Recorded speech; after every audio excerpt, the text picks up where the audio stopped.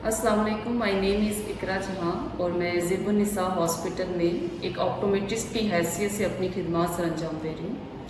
आज हम डिस्कस करेंगे सब कंजंक्टिवल हैमरेज को। आम लफ्ज़ों में इसको हम बोलते हैं आंखों में खून का उतर आना।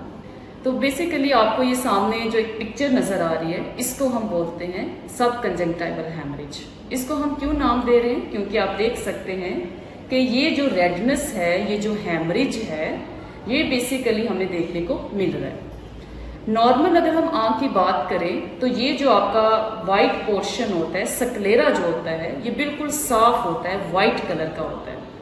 इस वाइट कलर के पोर्शन में छोटी छोटी बारीक सी खून की नालियाँ मौजूद होती हैं।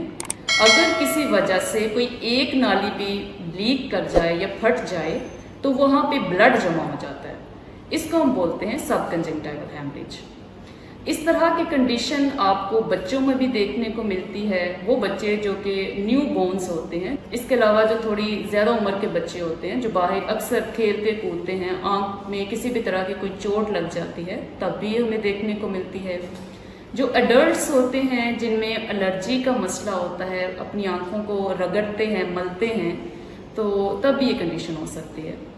बड़ों के अंदर अलग किस्म के फैक्टर्स हैं, तो वो कौन से होते हैं, हम इन चीज़ों को स्टेप बाय स्टेप डिटेल से देखेंगे। सबसे पहले बात करते हैं न्यू बोर्न स्किन।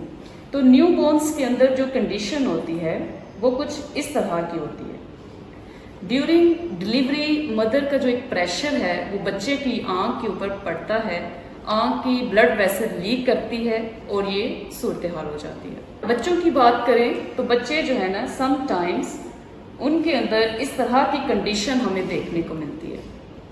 आँख में चोट लगती है, रेडनेस हो जाती है।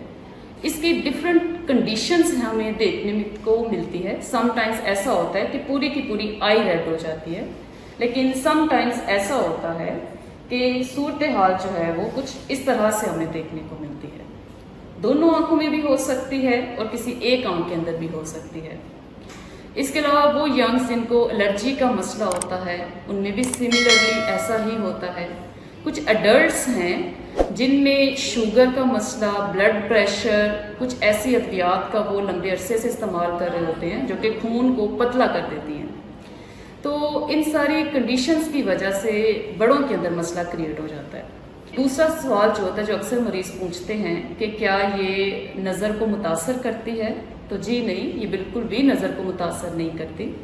हाँ, ये नज़र को मुतासर उस सूरत में करती है जब रेडनेस यहाँ पे भी हो और ये जो आपकी आँख को नज़र को बनाने वाला डेला है, अगर इसमें भी खून जमा हो जाए देन ये आपकी नज़र को मुतासर करता है।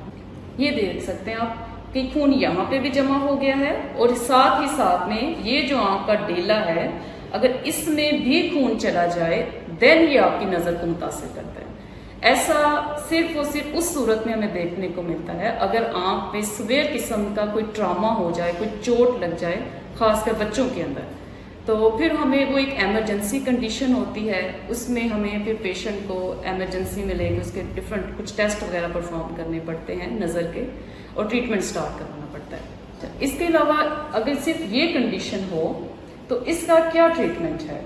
इसका कोई भी ट्रीटमेंट नहीं है, क्योंकि ये नज़र को मुतासर नहीं कर रहा होता, आँख में किसी तरह की दर्द नहीं होती, पानी नहीं निकलता, तो इसलिए इसका कोई भी स्पेसिफिक ट्रीटमेंट नहीं है। 1-2 हफ्ते के अंदर ये खून आहिस्ता आहिस्ता खुद ही ख़त्म हो जाता है। लेकिन चूंकि पेशेंट को ये इरिटेट कर रहा होता है, सामने से देखने वाला शख्स भी बार बार आपसे पूछ रहा होता है, तो फिर इन चीज़ों को देखते हुए पेशेंट काफ़ी ज़्यादा परेशान हो जाता है।